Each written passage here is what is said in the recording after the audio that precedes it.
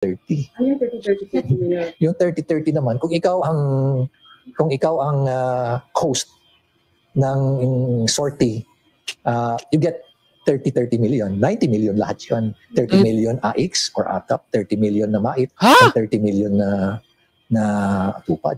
Ito ang gusto ko mo congratulate sa mga leaders, mga organizers niining maong rally. Pagkanindot tanawon, mga 13 areas ang kinadak-an ang dito sa Quirino area, Grand Stanza, Manila. Pertigyong daghanang tao, murag gabanig, murag ang yuta, giilisan o puti nga ganing tiles. Ningon dyan ko, congratulations, INC.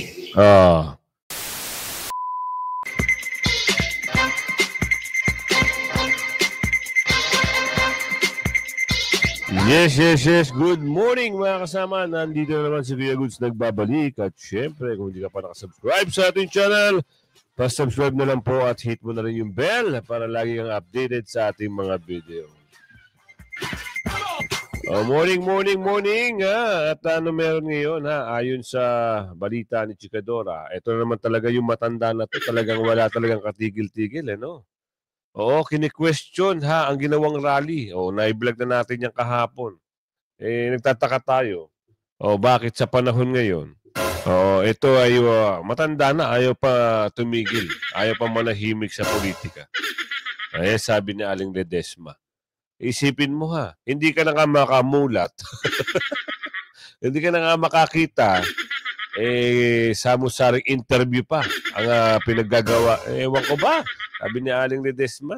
Oo, nung panahon niya, yan yung mga matitindi. Tapos ngayon, ito. Buti na lang daw, nakalaya pa. Kung hindi, bumabubo. Ay, naku.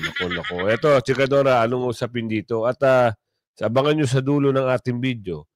Si Mayor Magalong, may mensahe ulit. Meron hong binulgar na mga kabantutan. At yung pare na taga Davao, nagsalita, sa maayos na yung peaceful rally na ANC. Meron siyang pahayag na maganda. Bakit itong nasa EDSA? Ewan ko ba? Hindi natin maintindihan kaya panoorin nyo yung palabas ng Jose Rizal. Malalaman nyo kung anong mga tunay na ugali ng mga parekoy. Hindi naman sa nila lahat, pero bakit sila tumatayo? Ibig sabihin, dapat sila namamagitan para hindi magkagulo. Di ba? Para hindi magkaroon ng problema ang bawat leader ng bansa. Ito pang mga ito ay smiyo. Sila pa yung maghahain ng mga disbarment case, complaint. Ewan ko sa inyo, impeachment complaint, kay Bibi Sara. Nakakatawa kayo. Totoo ba kayong parekoy? O kayo ay mga kagaya ka ni Padre Salvi. Di mo man, tuloy na natin ito si Chikadora. Pasok! Kay tanda-tanda na, namumuliti ka pa. Ito lamang ang ilan sa mga naging reaksyon ng taong bayan sa naging sentimiento ng Presidential Legal Counsel na si Juan Ponce Enrile sa naging malawakang rally ng makapangyarihang religious group na Iglesia ni Cristo, kung saan sinuportahan ang panawagan ni President Marcos na itigil ang anumang impeachment complaint laban kay Vice President Sara Duterte. Naging kontrobersyal ang pahayag ng dating Senate President at ngayong Presidential Legal Counsel nang sabihin nito sa kanyang social media page na kahit raw tila humarang pa ang INC, dapat lang raw mangyari ang isang political exercise katulad ng impeachment complaint na di umunay isa sa paraan para mapatalsik si VP Sara sa kanyang kinuupuan. Ayon sa kanyang public post, there is a bigger question. Can the INC with all its members amend the Constitution or suspend any of its provisions? Are we prepared to discard or sacrifice the value of rule of law for a person or a group of persons? Impeachment is just a constitutional legal process to remove a government official from his office if there is a grounded evidence to support it. the impeached official is not going to jail by the mere fact of his impeachment. As a nation and a state, we will incur a very detrimental precedent if we follow the logic implicit in the INC rally that they mounted. Are we prepared and ready to face the long-term consequences of the INC move? Tigilan mo na yan mga patutsada mo. Hoy, hoy, hoy, hoy. Talaga bang sulat mo yan? Talaga bang type mo yan? Mata mo ka, nakapikit na, makakita ka pa ba? Di umano? Nako. Yung mga padalin nito, hindi na huubra. Kasi, alam nyo, ang ganda ng ginawa ng INC, na magitan lang naman sila. Pero itong mga ito, dahil nasa campus kung sino nakaupo ngayon, hindi natin alam kung magkano. Baka nga, ang sabi ni Aling Margaret, baka nga, Kuya Goods, may magkanong usapin. Diba? At siguro, kaya siguro ito'y pumapanig o nando sa kampo. Baka si ano yung nagpalaya dito. Kasi alam natin, mga kasama, ito yung nagkaroon ng kaso dati. Ewan ko lang kung ano nangyari. Nakalaya, pinalaya. Baka siguro nagpapasalamat lang siguro ito. Pero maling-mali ho, i-questionin mo, itong INC. Hindi ka nga nakakatulong sa bansa, tapos nangangwestiyon ka pa. Ano ho ba ang maganda nagawa nyo? Sabi ni Aling Margaret. Ano ho ba nagawa nyo maganda sa bansa? Parang wala naman kaming nabalitaan na maganda kayong nagawa. Kundi yung mag-aaklas. Puro aklas daw, sabi ni Aling Margaret. Kailan? Kung natatandaan nyo, doon noon.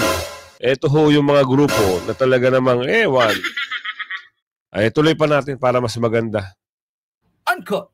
Ayon sa pagkakaintindi ng ilang miyembro ng INC, mukhang tila pinalalabas raw ng dating Senate President na nanghihimasok na ang Iglesia ni Cristo sa isang constitutional process na ayon mismo sa dating senador ay isa naman raw legal na paraan at hindi kailangang hadlangan ng sinuman. Ngunit binalik ng taong bayan maging ng ilang miyembro ng INC ang malaking tanong kay Juan Ponce Enrile at kanilang sinabi na para saan daw ba ang sinabi ng Pangulong si Bongbong Marcos na tigilan ang impeachment laban kay BP Sara dahil naniniwala siya na walang mabuting dulot ito sa buhay ng kahit na sino mang Pilipino. Ama. Isang malaking palabas nga lang raw ba ito o sadyang sila mismo ay naguguluhan sa pinagsasasabi ng Pangulo? Narito ang reaksyon ng taong bayan maging ang ilang mga tagapaghatid balita ng Iglesia ni Cristo sa Net25 Network kung saan tila binanatan ang dating senador at former Senate President na si Juan Ponce Enrile na tila kinwestiyon ang malawakang rally ng Iglesia ni Cristo na ginawa noong Lunes kung saan sinuportahan lamang raw ang naging calling ni Pangulong Bongbong Marcos na itigil ang impeachment cases laban kay Vice President Sara Duterte. Panoorin ang full video. Sabi niya, there is a bigger question. Can INC with all its members amend the Constitution or suspend any of its provisions? Are we prepared to discard or sacrifice the value of rule of law for a person or a group of persons? Impeachment is just a constitutional legal process to remove a government official from his office if there is a ground and evidence to support it. The impeached official is not going to jail by the mere fact of his impeachment. As a nation and as a state, we will incur a very detrimental precedent if we follow the logic implicit in the INC rally that they mounted. Are we prepared and ready to face the long-term consequences of that INC move? Ewan ko sa kanya. Alam mo ate, kung sino may nagsasalita dito, hindi natin batiin yan, matanda na yan. Oo, sabi nga ni Aling Shirley dito kung kailan tumanda sakalang himasok na ng himasok.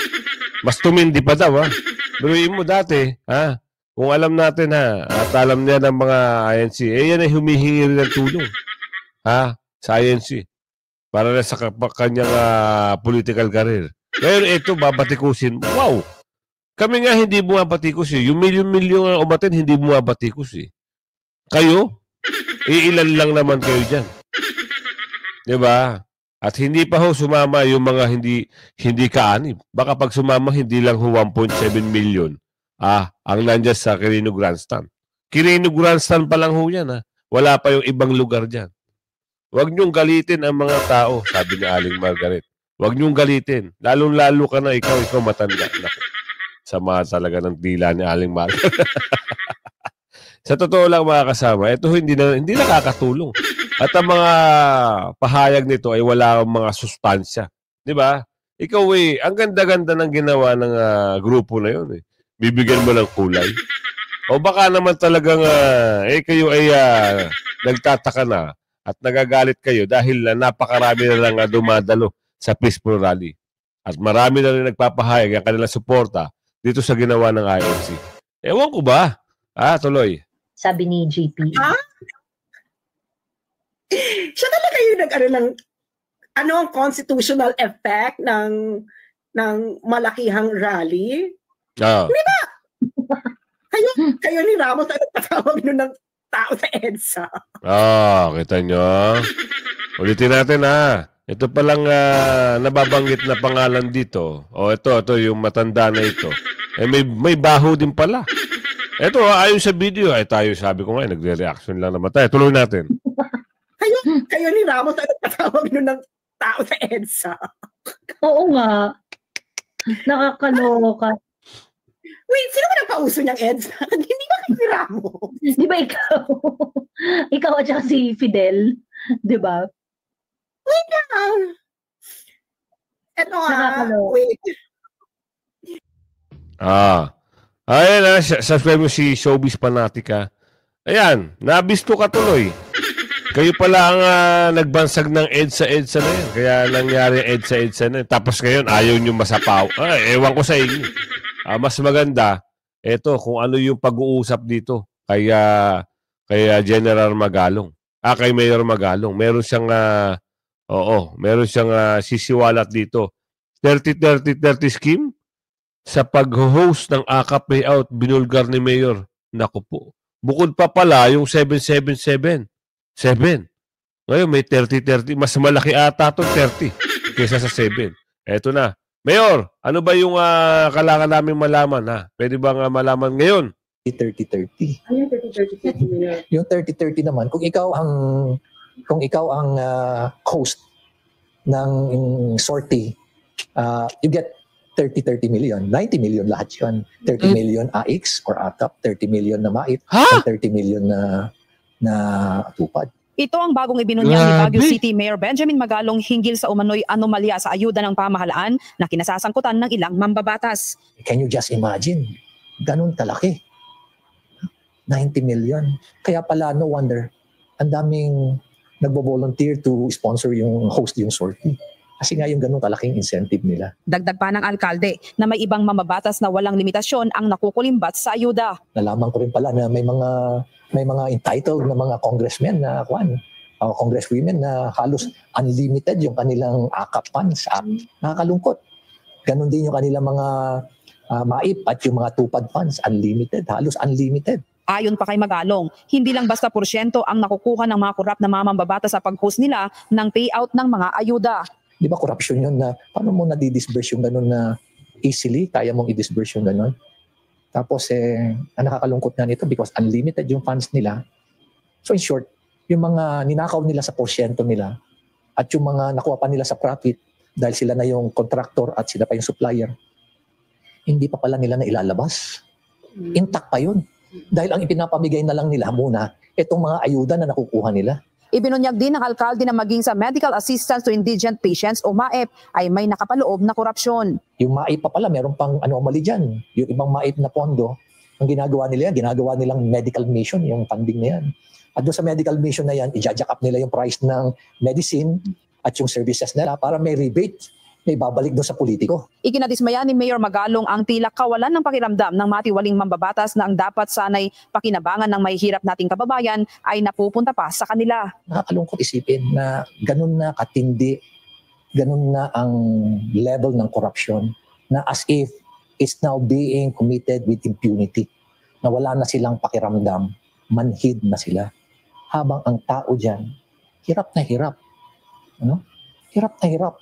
Magkano kinikita ng mga drivers dyan? Swerte na, 500, 600. Mga vendors, 400, 500. Habang yung iba rito sa mga napakakurap na politiko, they can easily make 1 billion pesos in a year. Ang pinakamatindi dito ay nagagamit pa nila ito sa panloloko sa mga botante. At nakikita mo nga yung ibang congressman, pag magsalita pa sila, di ba? Ayuda raw is the best thing that ever happened. Mga ganun, di ba? O kaya kung wala si ganito, walang akap. Wala si ganito, walang maip. Kung wala si ganito, walang tupad. Yun pa lang, those messaging, alam mo na kung ano ibig sabihin. Grace Doctolero, UNTV. Kita nyo? Buti na lang, andito si Mayor Magalong at nabubulgar yung mga gantong baho. Wala, hindi pa pala kasama dyan yung 777. Iba pa pala yung sa 30-30-30. 90 million? Oh, napanood niyo ba? Narinig nyo? Mag-host ka lang dito. Mag-host ka lang, meron ka ng 90 million. 90 million! Bigay yan ng isang bakulaw! Diba? Pinagmamalaki ng mga bakulaw na tulong daw. Ginagawa niyong patay gutom. Sorry for my words, ha? Ginagawa niyong, ang Pilipino. Ginagawa niyong timawa. Bakit? Siyempre, laging isipin ng ay, dito na lang kami. Itong ayuda na to. Easy money. Totoo. Yan yung mga style nila para yung mga botante ay makuha nila. Pero hindi rin eh. Marunong na ho ang ating kababayan eh. Marami ho nagsasabi, Kuya Goods, marami nagme-message sa akin, nagko-comment. Kinuha lang namin yung binigay nila 1.5. Kita mo, ang usapan 10,000. Ang nakukuha nila 1.5. Ganyan, ha? Ganyan sila magmanipula. Dito, yung binulgar ni Mayor Magalong, makatotohanan ho to. Hindi ho biro to. Diba? Paano niya nalaman yan? Siyempre, dating dating general. Merong mga intel yan. Maraming source. At alam natin, may mga kaibigan din yan na mga congressman na diretso. Kaso nga lang, hindi lang makilos dahil nasasakupan ng kadiliman. Ng, yung malaking bakulaw. No, nasisilaw. Dito sa 777, 30-30-30. Sabi ni Aling Marie. Naku talaga, si Aling Marie, marami din ito nalalaman. Eh. Hay, nako. Ganyan na ho sila ka-desperado, no? Yung mga kalaban ng mga Duterte. Dinadaan na sa pera. Bakit?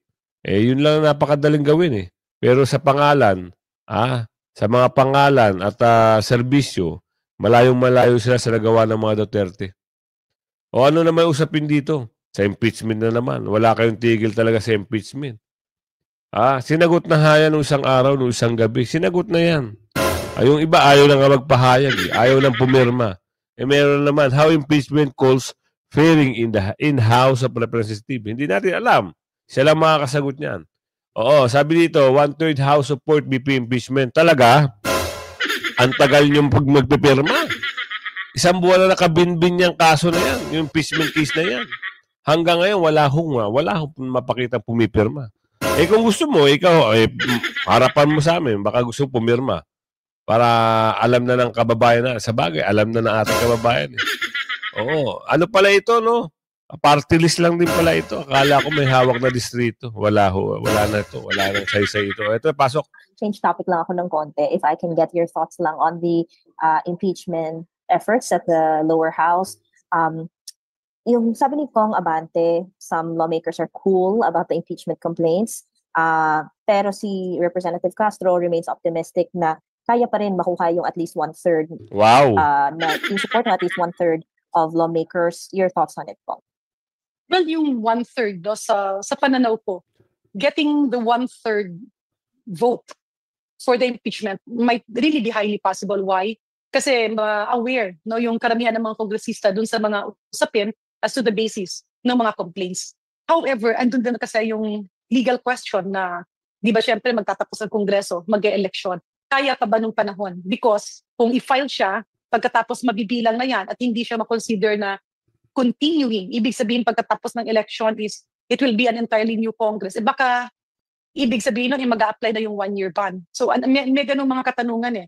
Mag-a-apply ba ang 1-year ban kapag different Congress na yung nag-assume? I'm not a lawyer, so hindi kami ang nagbibigay ng legal input. Kaya ito yung mga katanungan na dapat nga masagot. At andun din yung katanungan na kapag tinakal at hindi natapos, will it be back to step 1 under the new Congress? Or ayaw nyo lang kasi magsitigil.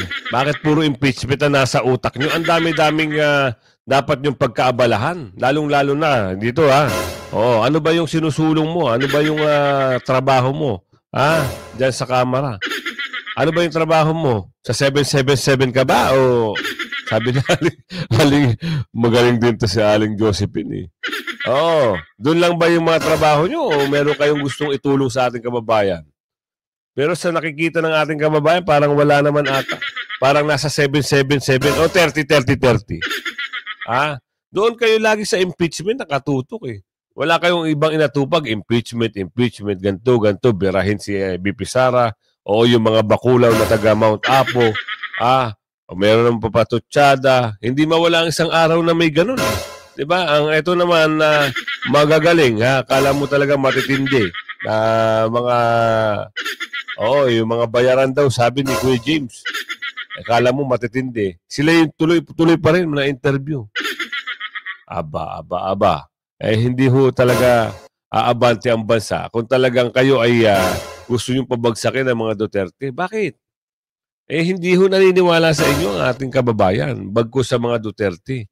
Ang mga Duterte ang gusto nilang umupo sa bayan. Kayo ay wala. Wala kayong mga saysay, kahit sino pa sa inyo. Yung sino nakaupo ngayon, walang kakwenta-kwenta. Mag-survey kayo. Ito nyo yung nangyari sa survey. Ang gusto nila, hindi ma-impeach si BP Sara. Ang gusto nila, ang mga Duterte makaupo. Yan. Gago! Kita mo. Yan. Gago! Yan, inulit pa. Tuloy. Pwede siyang ipagpatuloy considering na it's a work in progress. Yung mga ganong bagay. Kasi kung hindi siya pwede ipagpatuloy, baka mag-apply yung 1-year ban. Ito yung mga bagay-bagay na hanggang ngayon ay pinag-uusapan ng karamihan sa Kongreso. May lumapit na ba sa inyo, Kong, to get yung inyong signature? Kasi sinasabi ni Secgen, meron daw pong pinaplanong 4th complaint na ideally ay may pirma na ng 103, at least 103 congressmen. May lumapit na po ba sa inyo at will you sign if ever meron? Unang-una, wala pong lumapit sa akin, wala pong kinausap sa akin. So, pangalawa, I really haven't seen. No? Hindi ko din alam, is this referring to a single complaint? Or is this referring to a consolidated complaint? Hindi ko alam na kasi meron magpipirma dito sa isa. Yun ang mga hinihintay namin. But nobody has approached me. I also have not perused over a copy of any of the impeachment complaint. Kasi often ang basis nila yung mga revelations doon sa hearing ng House Committee on Good Government regarding the confidential expenses of the Office of the Vice President. Kung ito po, will you support it po? Well, tingnan ko kung ano yung mga laman nun. Kasi kung 3 or 4 ba yung na-file na impeachment complaint, we have to go over it. At hindi ko rin alam kung ano magiging desisyon ni Secgen. Yan ba i-consolidate at ipapasa? Nako. No? So, titingnan natin of course. No? Mahirap kasi magsabing yes, I will endorse or no, I will endorse without me having perused over the impeachment complaints that has been filed.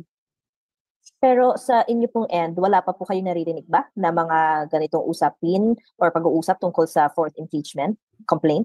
I think that was the other day nung nag-hearing na sa Quinta, may mga lumalapit na mga nagtatanong, no? And naririnig lang din namin dun sa mga nagtatanong na, tinanong ba kayo ng ibang ating media partners? Kasi na maraming mga nagtatanong. So may media partners pala ito mga ito. Kaya naman pala. Alam nyo na Tinanong na ba kayo ng ating mga media partners? Wow! Ibang klase. Saka pagdating na sa merong Quadcom, may Quinta, may Sixta, baka 7ta, 8ta, baka 10ta. Puro, ano naman kaya yan? Abangan natin sa Mayo. Kung yung mga nandito sa grupo ng mga Quadcom na ito, o yung binuo nilang com, meron pang makakasama dyan. Alam naman natin na yung iba, puro mababaho pangalan. Sabi ni Aling Maricar. Oo, galing din ito na Aling Maricar. Sabi ni Aling Maricar, mababaho na kasi mga pangalan niya, mga yan. Yung iba nga nananahimik na wala nang patutsada Pero minsan, napapatanong, wala kayong magagawa. Talagang kilala na kayo ng taong bayan survey tayo sa tingin niyo mga kasama, itong mga ito lahat ng mga bumubuo ng mga bakulaw ay mananalo pa? At lalong-lalo na yung mga yung mga mayayabang diyan, yung mga pagtanong diyan, taga Batangas, taga Quezon, taga Lucena, taga Laguna, taga Maynila, taga Antipolo, taga Ilocos, taga Pampanga. Ayan yung mga ano na yan eh. Taga Marikina, taga Antipolo. Di ba? Ayan yung mga yan eh.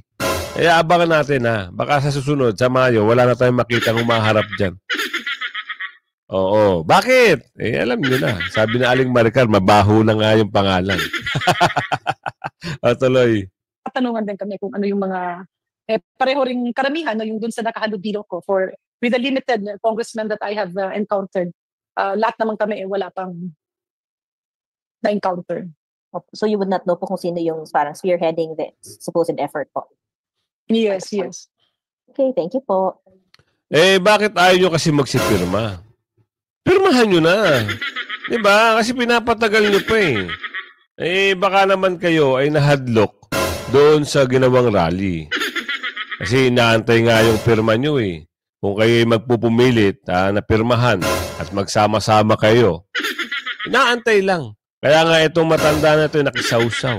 Bakit? Natakot din. Sabi ni Aling Josephine. Malamang yan Kuya Good kasi nakita niya napakarami. Ang alin? Ang dumalo na ayaw ma-impeach si BP Sara. Tapos itong mga ito. Pirma nyo na lang inaantay. Sabi ni Mark dito. Pirmahan nyo na. Ang tagal. 1 buwan na yan Nag-aantay pa na ng consolidation. Hindi ba pagsasama-samahin para mapatibay. Ang alin? Wala na hong ititibay yan.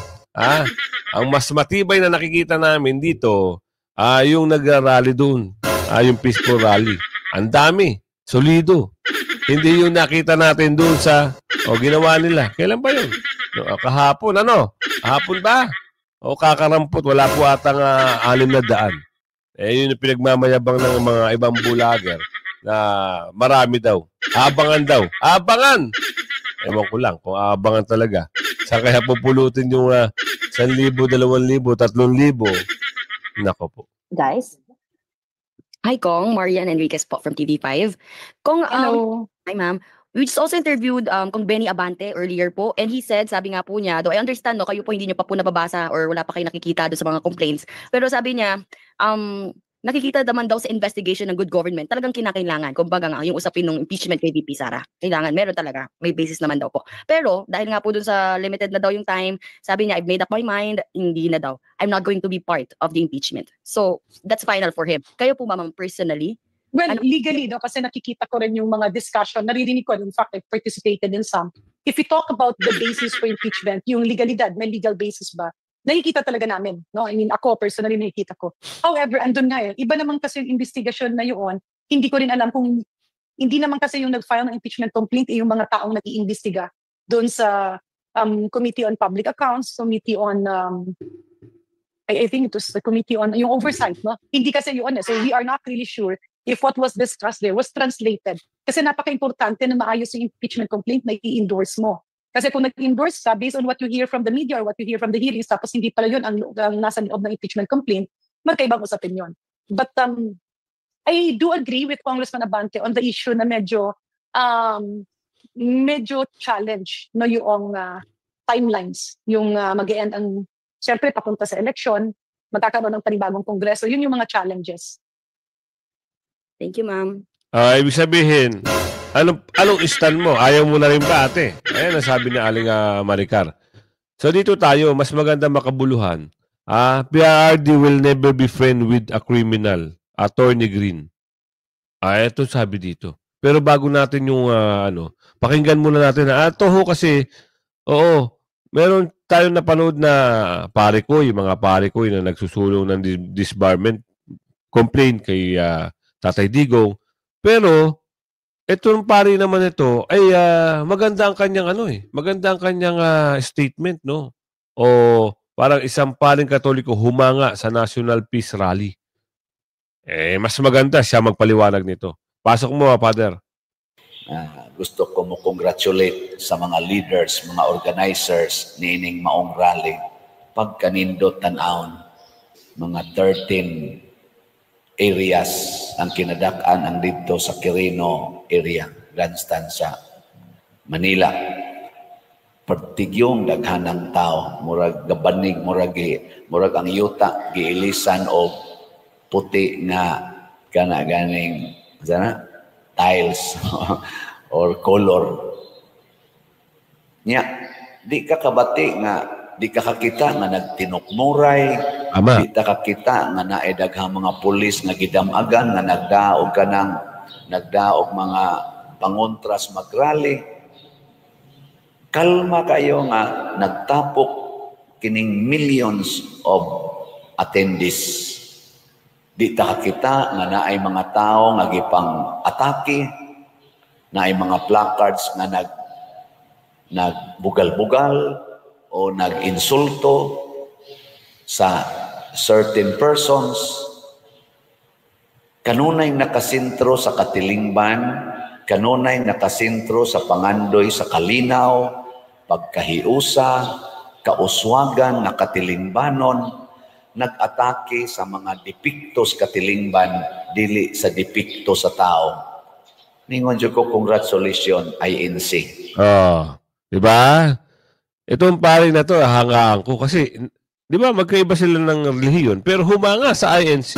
Samantalang ito, yung matanda, at itong mga pari ko na nasa EDSA, ibang klase ang pag-uutak nyo. Kaya sabi ko sa inyo mga kasama, abangan nyo mamaya yung upload natin mamayang hapon. Kung di ka pa nakasubscribe, mag-subscribe ka na. Share nyo yung video, i-like ng marami. At wag pahuli sa mga balita, issue at reaksyon ng bayan. Hanggang sa muli. Bye-bye.